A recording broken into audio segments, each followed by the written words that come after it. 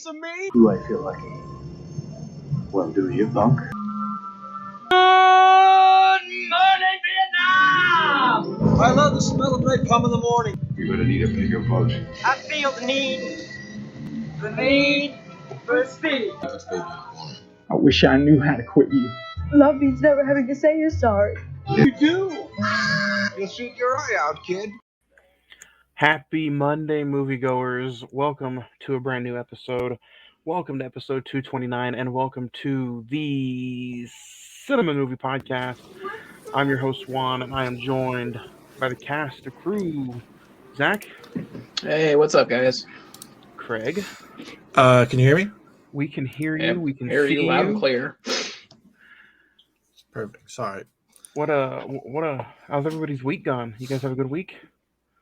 It's a pretty good week so far. We're only into Monday though, so a lot can happen. I'm hoping for 10 inches tomorrow. 10 of snow. inches. Snow. Snow. Glad you clarified that. Sorry. 10 inches of snow. Lo hatón. Yeah. Well, Yeah, for those of you not in Oklahoma, we're about to have a blizzard come through the state. So Hopefully. if that's not a way to open up the episode, I don't know what is. Hoping for 10 inches here on the podcast. Yeah. Thank you for joining us, guys, for another great Monday, another new episode, another new movie to talk about. As this week we are talking Don't Worry, Darling. A lot of mixed reviews on this. This is going to be the first time. It's the first time we're going to read the email bag at the end of the episode today. But for the first time in podcast history, guys, this is some news. For the first time in the 4-year span, no top 5 today. We're going back and forth with we kind of shoveled some things up. We talked about at the beginning of the year. A lot of segments got removed, but it's not being removed. We're just not doing it this week. That's the top 5. We are gonna do a top 5 next week, but no top 5 today. We're gonna get into the email bag a little bit later on in the episode. But for now, let's talk about last week. Last week, you can take a look back. We watched and reviewed The Menu.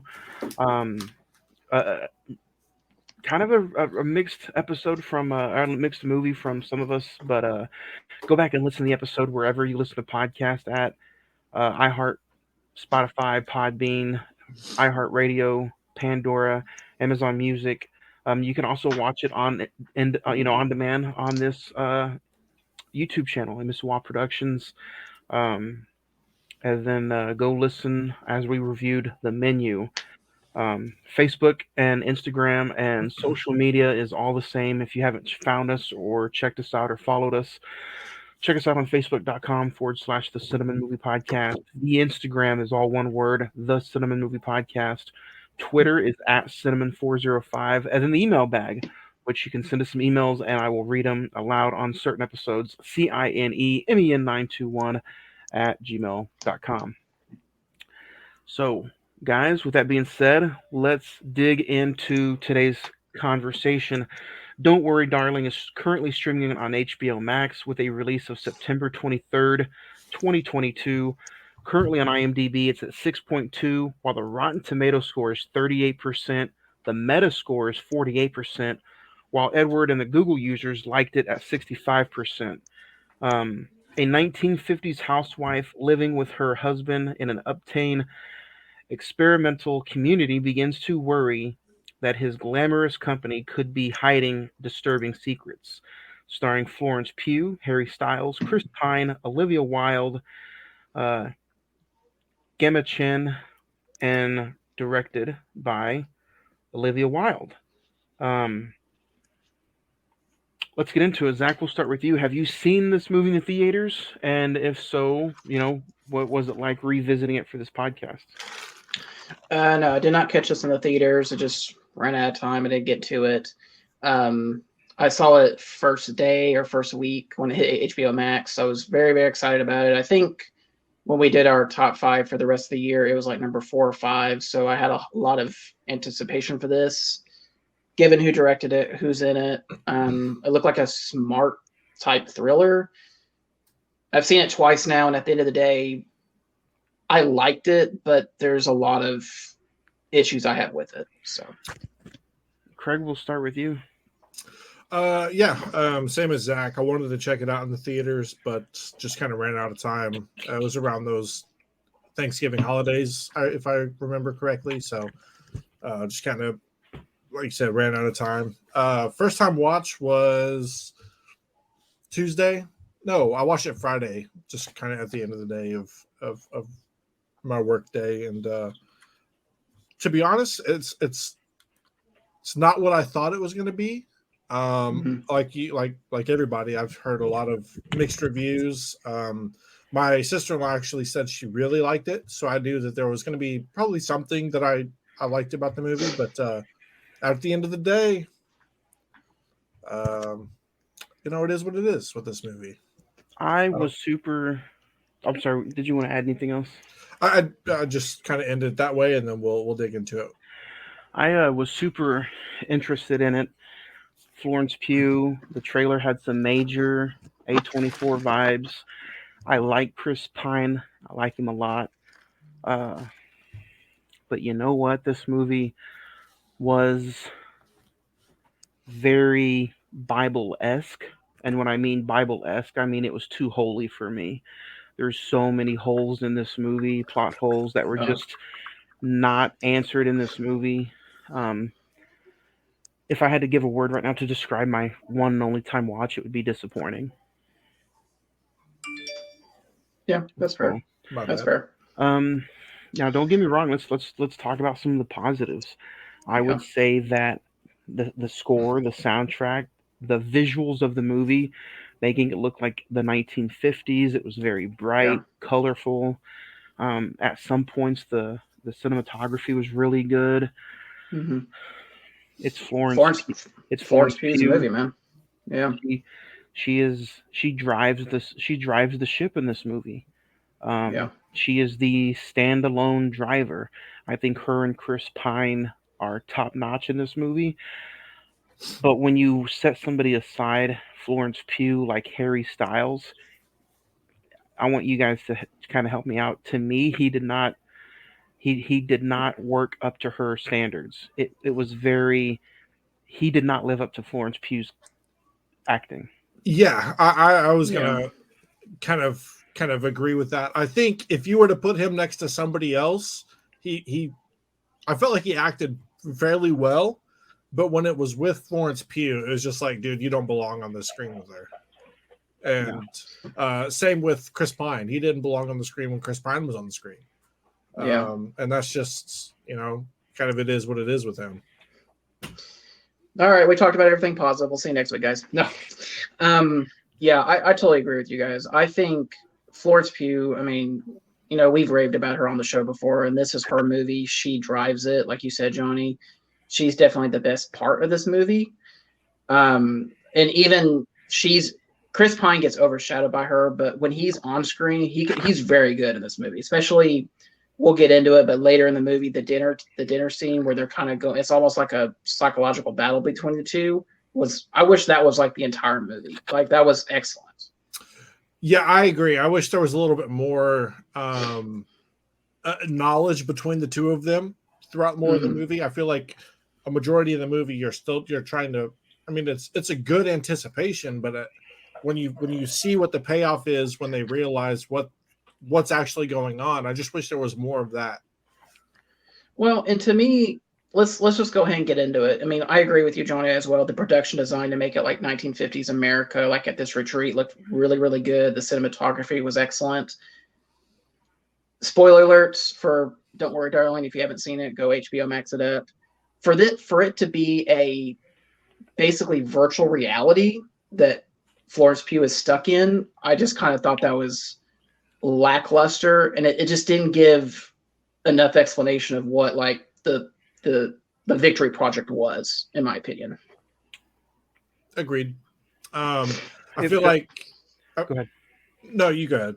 I want to hear what you have to say. I was just going to say it was brought up to my knowledge that this feels like it could have been a 6-7 part series. instead of a movie. instead of a movie, because Like a limited series. there's so many holes that weren't touched in this movie, like what the whole brought up of Chris Pine's character creating this world. What was the real knowledge and what was the real power of him creating this world, and having them put into the bots and into the the mechanism of being into this world. Why is it just the men that know about it, and only the one woman, Olivia Wilde's character? Well, it touches on that a little bit, when Harry Styles is sitting there at the computer when she comes home from work after that long day.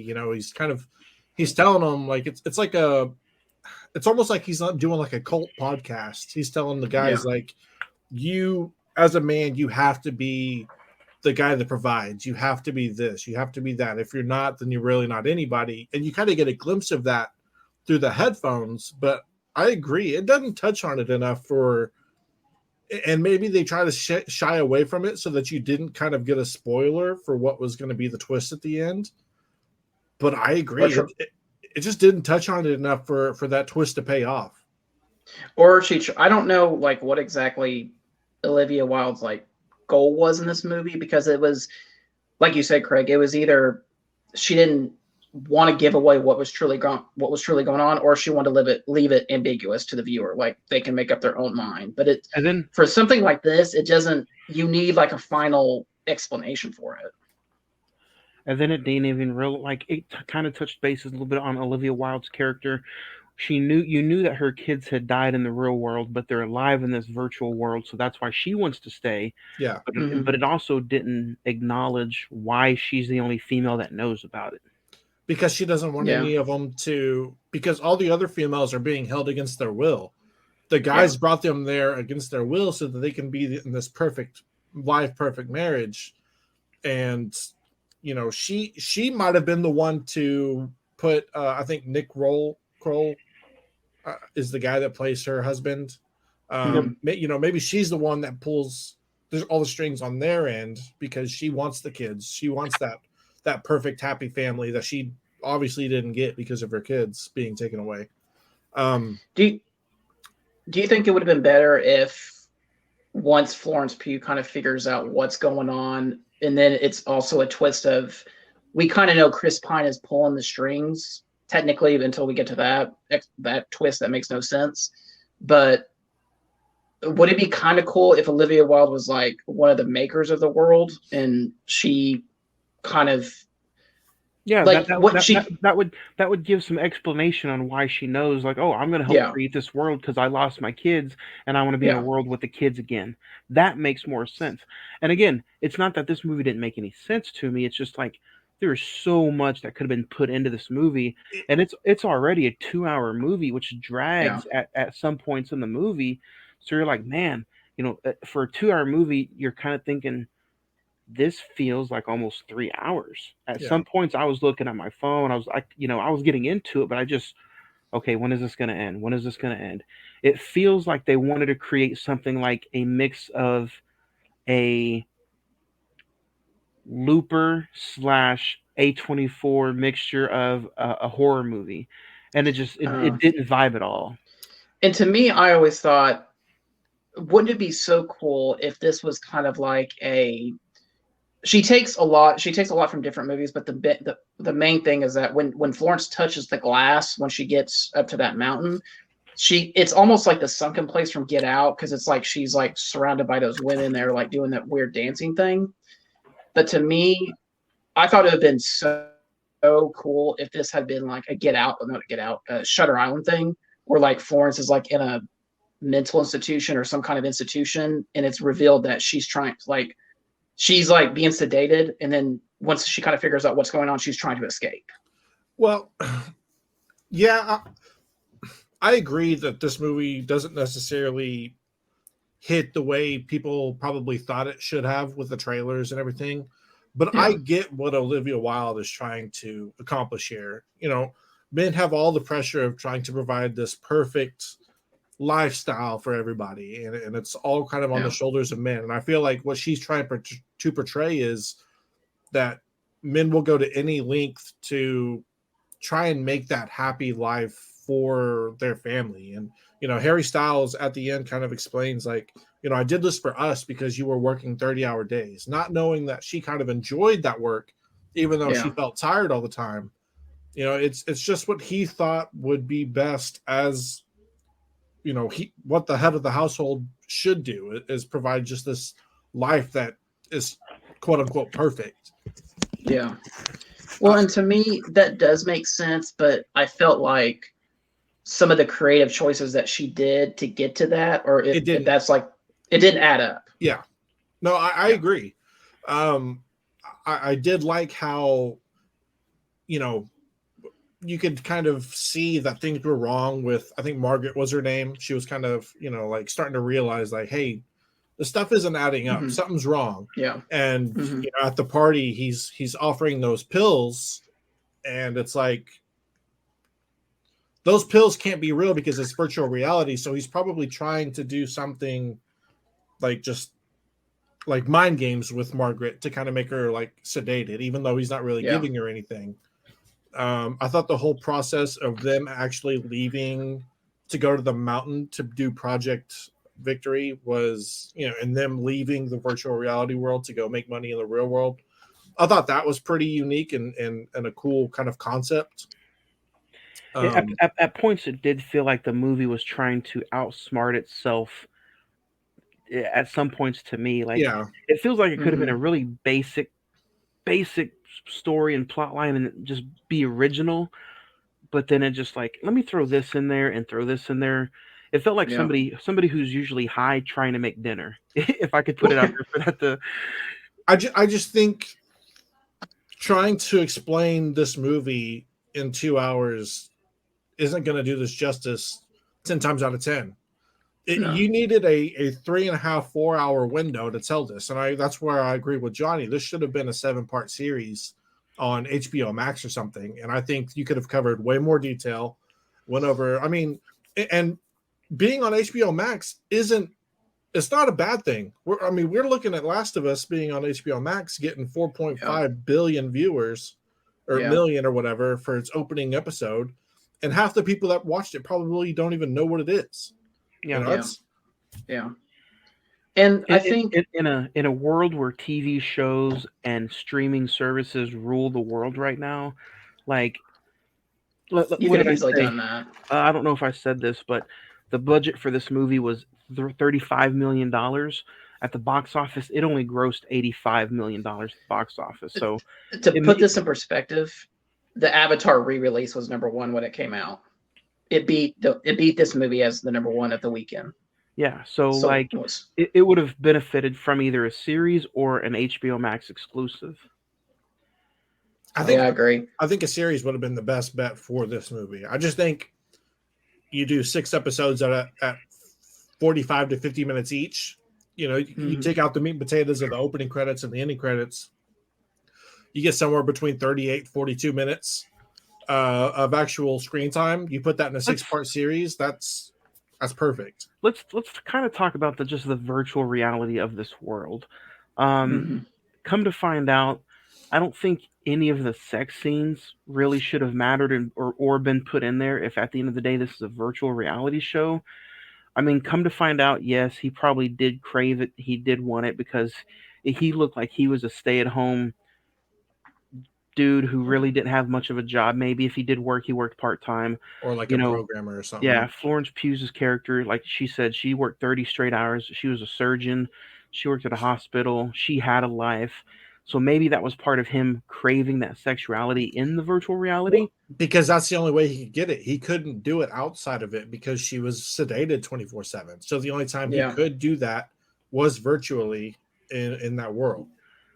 And then, not only that, but like her constantly doing, the cleaning, when she started breaking down and putting the cellophane over her head or, I think somebody just wanted to take the Florence Pugh magic and try to turn this movie into something that people would just be astonished to watch and be an ooh and ah of. What do you guys think of the controversy and the drama surrounding Shia LaBeouf? He was supposed to be Harry Styles' character. I don't think that would have worked even more. No, and that's the thing. This movie apparently Harry Styles was added on very last minute.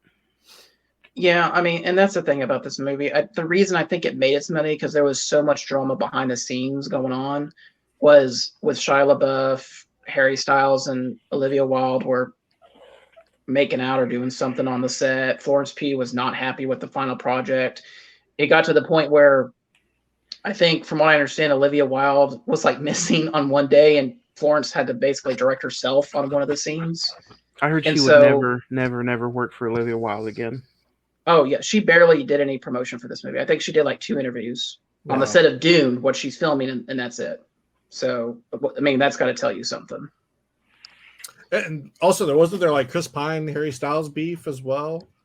Well, yeah. What was the thing? Did like Harry Styles spit on Chris Pine at like a premiere or something like that? No, I don't. Chris, yeah, he like spit on his hand when they were shaking or something. I don't. Yeah, I don't know. It just like you said, John. I don't really think Shia LaBeouf being in this would have saved it, honestly. But I mean, I think he would have been on a little bit more on the same level as Florence in some of the scenes, to be honest. Because Harry Styles, Harry just didn't. I agree with you, Craig. He just didn't light a candle compared to Florence in those scenes. And I think kind of why they brought him on was he could do that rugged look to make it seem like he was a nobody in the real world, and then kind of glam up to be, this all kind of perfect looking husband in the VR world. It sucks because I feel like this movie did do a lot of good things, but like Johnny said, there's just a lot of why did we go this route? There's not enough explanation on this. I had a hard time trying to keep myself interested in the movie.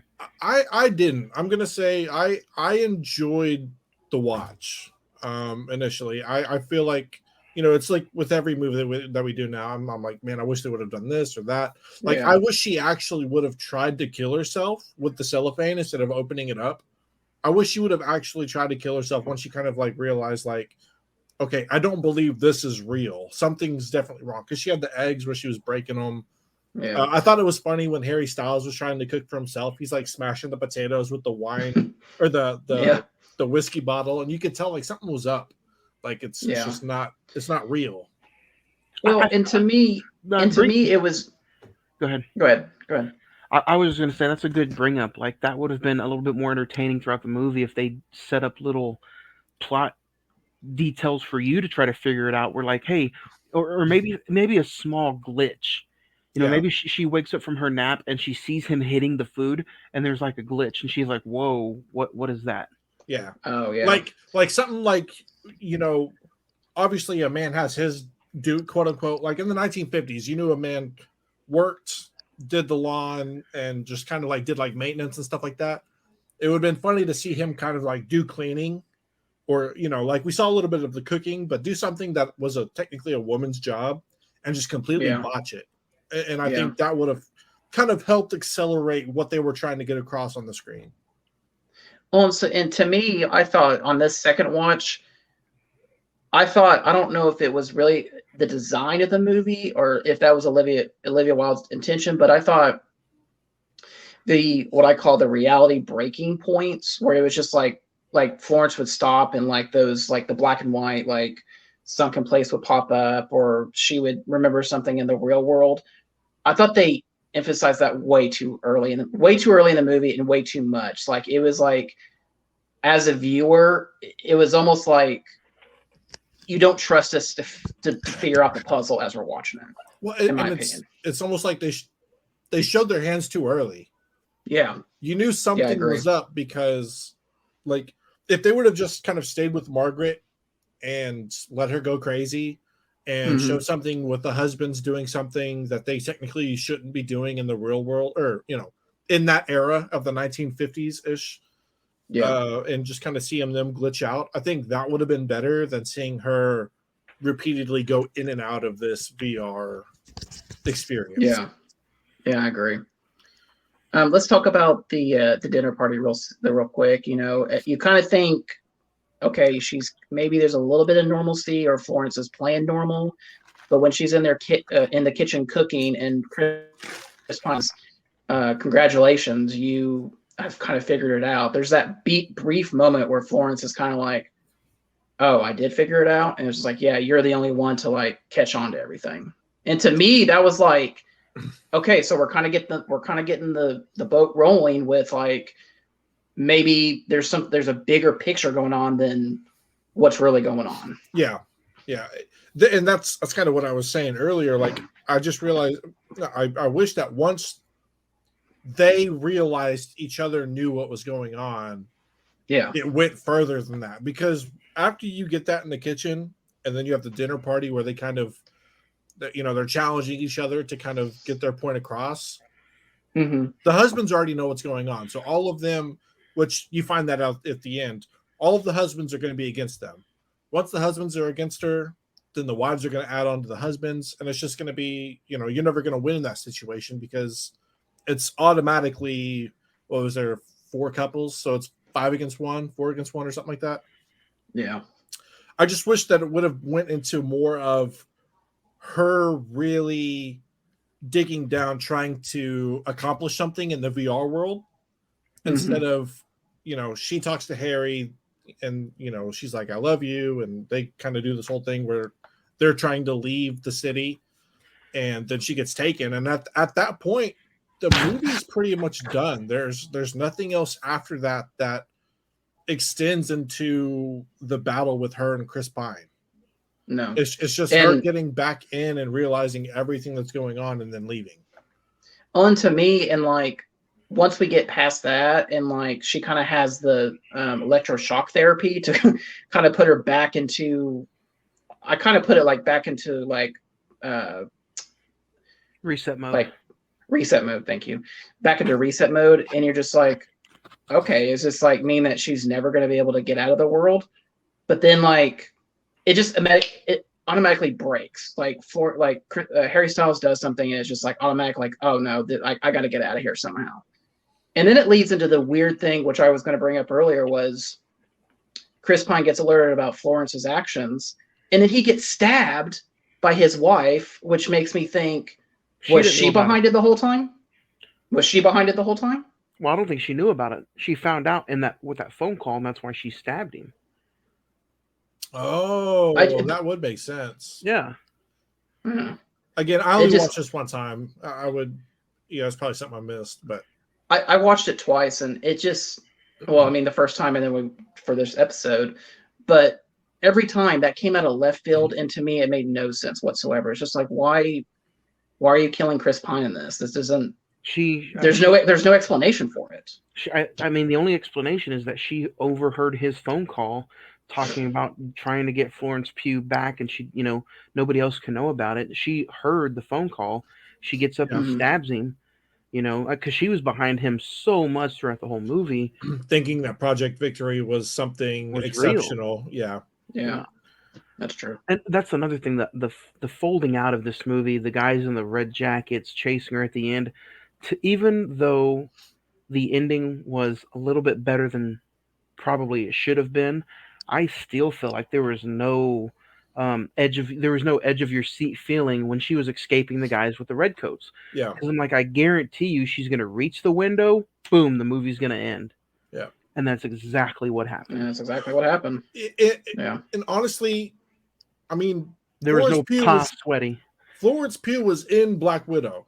She is like the next Black Widow. She has that action set of acting skills. You could have easily put her in a situation where she wakes up, struggles to get out of the bed, and is being chased in the real world by Chris Pine and some of these people that are behind Project Victory. Because if it leaks out that they're trying to do this, that whole project is shut down forever. Yeah. But remember, you die in virtual reality, you die in real life. So Chris Pine is dead. He had no way of chasing her at all anyway. And so is Harry Styles too. So yeah. That's why I'm saying, like, man, good thoughts and all. Plot twist, Olivia Wilde does it. Yeah, I mean, we're all putting in some good ideas, but at the end of the day, this movie just it doesn't deliver. It had so many questions left, more than victory motions. Not the victory there. But it's a little disappointed. And to me, it's like they should have called this movie "Don't Disappoint Me, Darling." It's just one of those things where it's just like, it's not this movie had so much potential. Like the trailer set up to be something that could be really cool and something very different, but it just kind of falls back on cliches. It falls back on stuff we've seen before. And to me, I'd rather watch something like Get Out or Shutter Island, where it has like a good build up. I think this movie exceeds if it's not Olivia Wilde directing it. And if it doesn't have Florence Pugh either. Well, I mean, Florence. This movie, even though this movie had Florence Pugh and she's great and she's, everything is so glamorous about her, she looks like she could be a 50s actress.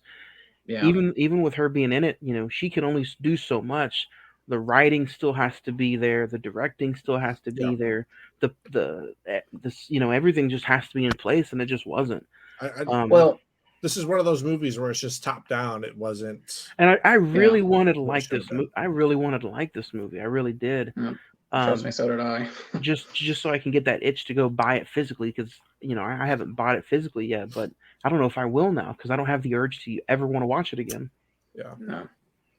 Well, I think I misspoke. I was saying, like, I think if Florence wasn't in here in this movie, I think all of us would be like saying, like, yeah, this would be one of the worst movies of the year. And to me, it's like, it's still not a worst movie of the year candidate. No, I mean, this is, I think it's sitting at like 35, 36% on Rotten Tomatoes. It's like, it's not that bad, but it's this is like maybe low 60s, early 50s, maybe. Well, let's be honest. People do not see movies through. I mean, I'm not saying we're professionals, but we've been doing this for 3 or 4 years now, and we kind of figure we find things that the normal people might not see. Well, and that 30% probably saw the ending and was like, "That's the stupidest movie I've ever seen in my life." Just like people with Nope, they see the ending and they're like, "That's the stupidest." The old couple behind us, Johnny, you remember that? Yeah. They finished Nope and they were like, "That's the dumbest movie I've ever seen." It's like, also don't forget too, though, that like how many people really did get to go see Don't Worry, Darling. I guarantee you the 38% are probably. I know that's I think that's critic score. That's not audience score. Yeah, let me see what the audience score is real quick. So I'm pretty sure the 38% is critic score. Well, the Google users had it at what, 65? Edward and the Google users had it 65. Yeah. Audience score is 74%. That's a little about on average. High. That's a little high, but again though, like $86 million the box office. Not a lot of people went to go see this movie. Yeah, but this should have been an Avatar re-release. Like, I don't understand in what world does Florence Pugh, he's like one of the biggest stars right now. How does she get outdone by blue people? Hold on a second, though. She's a big star to moviegoers like us. Yeah. Your average moviegoer who goes and sees 3 movies a year probably still don't know who Florence Pugh is. Yeah. Even though Black Widow is a good movie, I don't think Black Widow put her as right. I don't think it made her a household name. I don't think she's a household name yet. And right now she's Marvel and A24. I mean, obviously we're right at the smack dab in the middle of that pie chart or whatever you want to call it. And you know who's I saw the trailer for the first time today. I should have brought it up earlier, but you know who's a household name that's probably going to get $100 million movie in summertime is going to be Margot Robbie. Yeah, for Barbie. Like that's a household name nowadays. Yeah, Florence Pugh is not there yet, and I don't think this movie helped her at all. Which again, it's not her fault. But if you want to look at it by the numbers, that's what everybody does nowadays. Oscars are by the numbers, box office numbers. That's just how it is. If you think, and honestly, this is sad to say. I don't mean to cut you off, but this hurts my soul. Harry Styles on this marquee and on this movie is more of a household name than Florence Pugh is. Yeah. Well, and that's what I was going to get at. Most people only know Harry Styles for his music. Yeah. He's really never done anything acting wise. So they probably were all just like, it's probably a good concept, but the acting's probably not going to be pretty good because they're seeing Harry Styles and Florence Pugh, who they probably have never seen act before. They're like, this is a movie waiting to just not be good. And I heard somebody compare the two a few weeks ago, and somebody compared Harry Styles to Justin Timberlake, and I was like, hold the brakes just a second. Justin Timberlake in his first few movies was a much better actor than Harry Yeah. Styles is right now. Yeah, Justin Timberlake, he's one of the very, very few where he can be top of the charts in both movies and acting. Yeah. Or music and acting. We should talk some more Justin Timberlake this year. In Time. Oh, dude. Dude. Oh, The Social Network. I just saw, Social Network, In Time, Alpha Dog. Alpha Dog. I mean, dude's been in some great movies. I wonder what that experience was like when like you were a fan of Harry Styles and you go see this movie and then you see like Florence outact him. You're just like, oh, okay, never mind. But I'm not dogging on Harry Styles fans, but you know what? They probably didn't even put two and two together, and they probably didn't even say, "Oh, she outacted him." They're just like Harry Styles. Well, I was gonna say, like, who would have been a better choice? You know, Shia LaBeouf aside, who would have been a better choice to kind of play that grungy real world person and then glam up real nice in the VR world? Ryan Gosling. I think Ryan Gosling's too big for this kind of role. I don't think Ryan Gosling fits this role at all. No.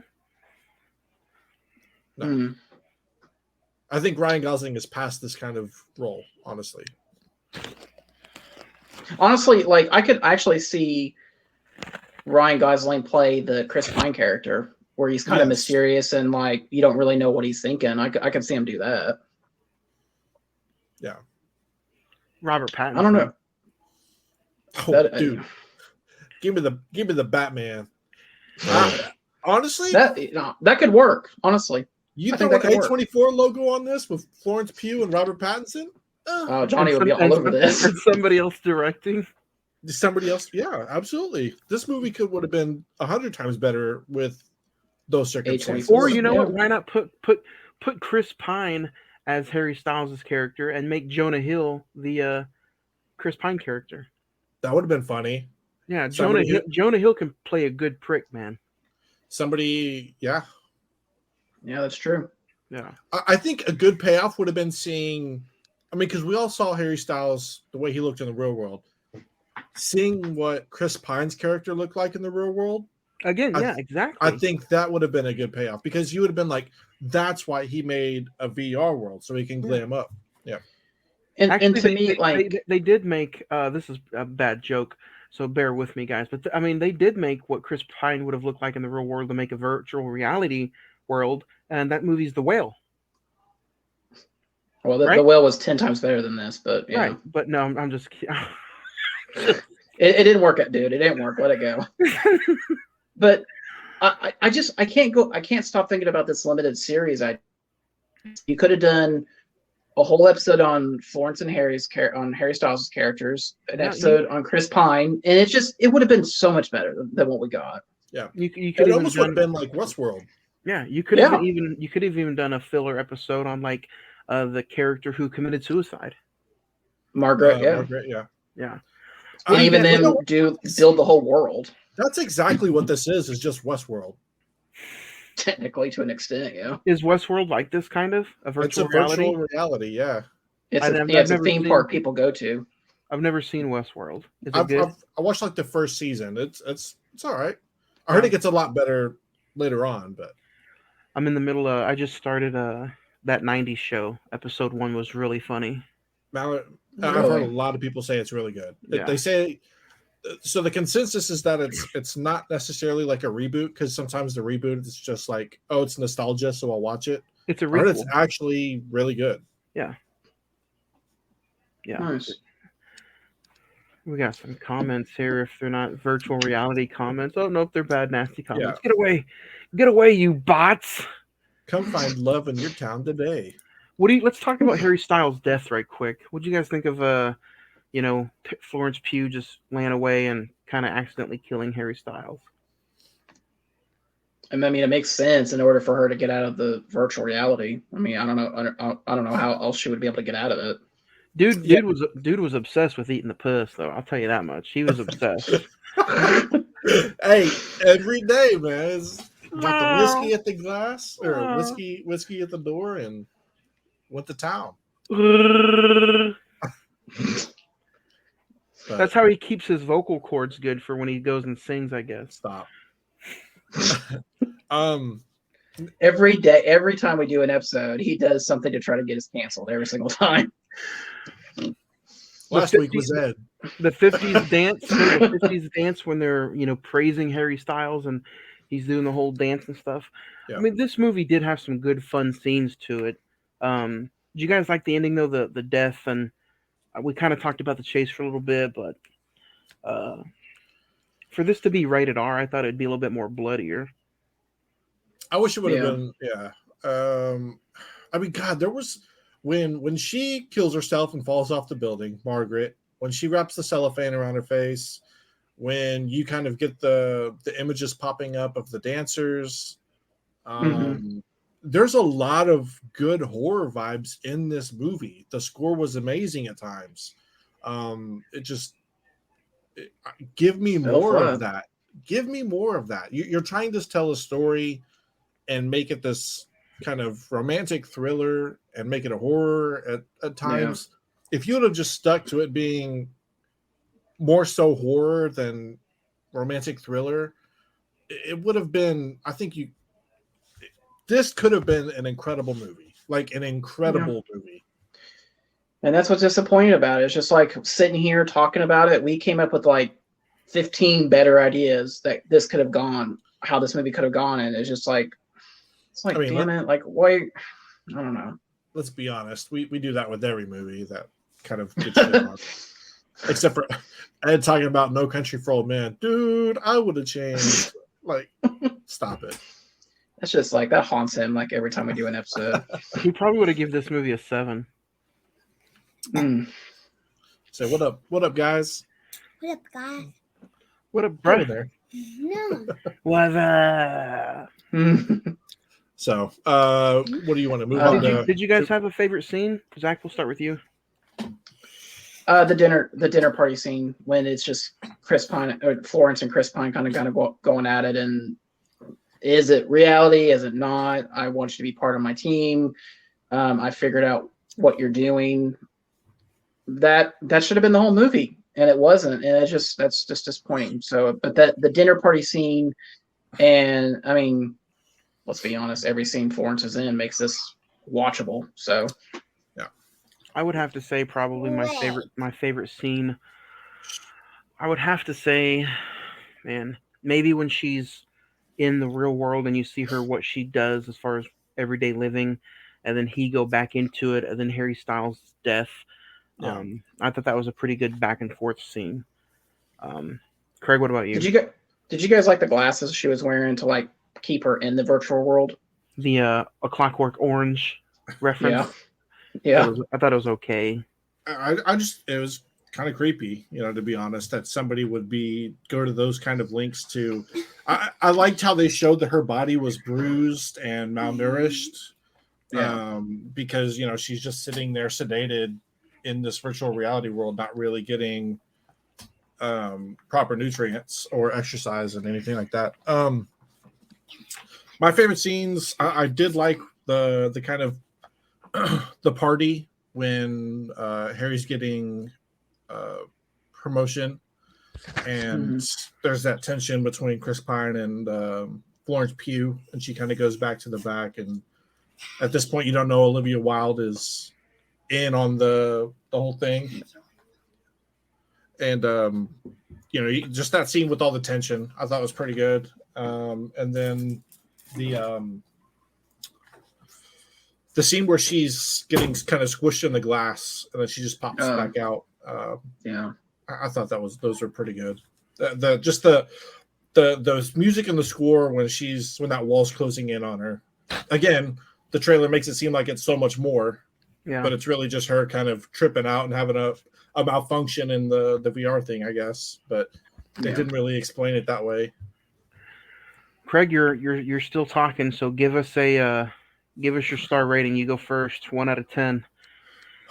I'm gonna give it a 6. I enjoyed the watch. I do think there are tons of things that could have been different, should have been different, but at the same time, I personally still found an enjoyment in the movie and in the watch. Like I said, the horror vibes that I got were very A24-ish. Maybe that's because it's Florence Pugh on the screen, but there were a lot of things that I liked about this movie, but there were more things that I didn't like. So therefore, it's kind of on that scale of a 6 for me. I really wanted to like this movie so bad. But I think even though everything you just said, it feels like a meal that you're forced to eat as a child, but you have no liking for it 20 years later. I don't think I'm ever going to touch this movie again, and that's what sets this back aside for me. So I'm going to go one below you. I'm going to give this movie a 5 out of 10. Again, just because I don't think I'm ever going to have the ability or the capable likeness to watch this movie again. So even though I really wanted to like it, like I said, like you said, Craig, there were things that you enjoyed, but at the end of the day, it just didn't itch my movie scratch. Well, It didn't and, scratch my movie itch. and this is one of those movies where That's a T-shirt, by the way. once you find the payoff of this movie, the rest of the movie's kind of ruined. Yeah. You know, there's very few movies that happens to, and this is one of them. And I think that hinders it greatly as far as rewatchability, because when you're watching it, there's nothing in the movie that you want to rewatch to kind of like, oh, why did this happen? Why did that happen? There's nothing in this movie that does that. So knowing the ending, knowing what the Victory Project is, there's no rewatchability to this at all. And I didn't feel on the edge of my seat during the end chase. Zach, what about you? Oh, I don't know. There's a lot in here that really works for me. Florence Pugh, Chris Pine, the cinematography, the production design, the score. There's a lot of this that is actually really good.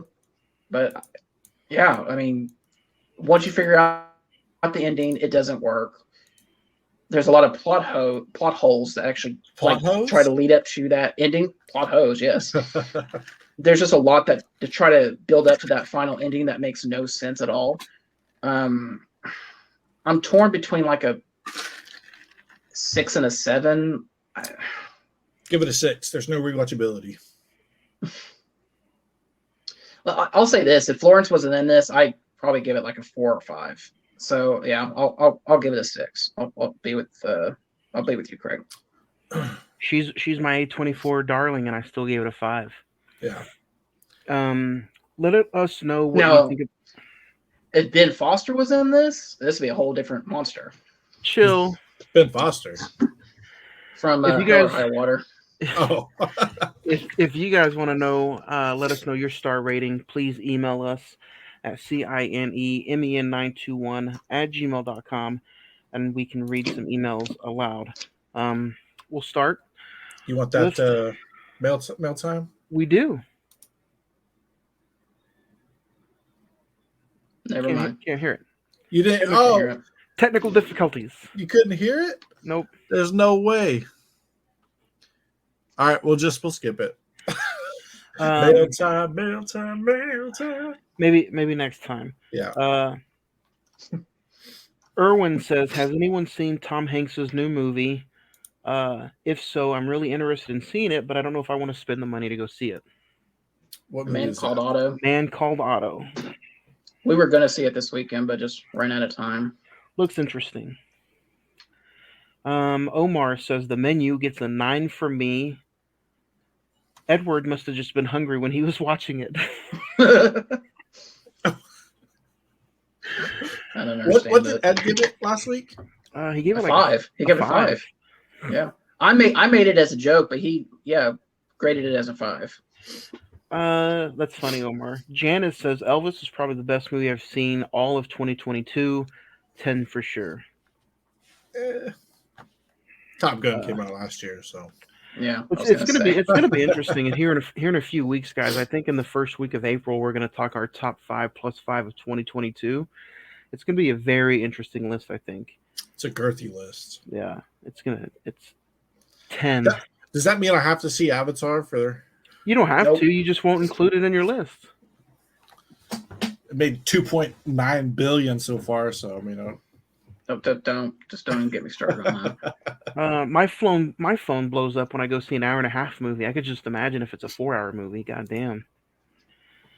Sarah97 says Glass Onion to me was fun and out of the box thinking. I love Daniel Craig though, so it may be a little biased. Glass Onion gets 8 stars. I forgot we even did that. That was a couple weeks ago. Damn. Lawrence says my top 5 most anticipated movies of 2023. Number 5, Guardians of the Galaxy 3. Number 4, Shazam. Number 3, Dune. Number 2, Creed 3. Number 1, Ant-Man, Quantumania. Jeffrey says, I thought Don't Worry Darling was crap. One of the worst movies I've seen all year. 4 stars. Don't waste your time. That should have been the title of the movie, Don't Waste Your Time. Kendall says, my top 5 Denzel movies. Number 5, Fences. Number 4, Flight. Number 3, Malcolm X. Number 2, Tragedy of Macbeth. Number 1, Training Day, which gets a 4K release in a few weeks. I'm excited. You excited?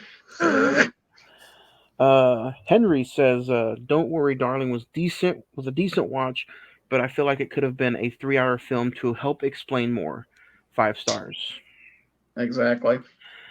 Coco Chris says, I watched Don't Worry Darling High and I still thought it was a piece of shit. 4 stars. 4 stars for being a piece of shit. It's Man. He could watch it with Ed. I thought that was Ed that was doing that email, but all right. Sam G69 says Glass Onion was a decent film. I didn't love it, but I also didn't hate it. Probably gets a 6 from me. And we'll end on this lovely note. Jennifer says, Don't Worry Darling was atrocious. 3 stars. That's a perfect way to end an episode. I don't think anybody loves this movie, guys. Yeah, I will be. It'll be hard pressed to find somebody to give this more than an 8. Yeah. We will get back into the email bag next week or the week after. I think Black Adam is going to be a fun movie to talk about next week. I'm sure there's going to be a lot of mixed emotions about this movie too. But guys, that is on the menu for next week's episode, darlings, is Black Adam, starring Dwayne "The Rock" Johnson, Pierce Brosnan, and some other DC names in there as well. Has anybody seen this yet through the year? Is anybody excited?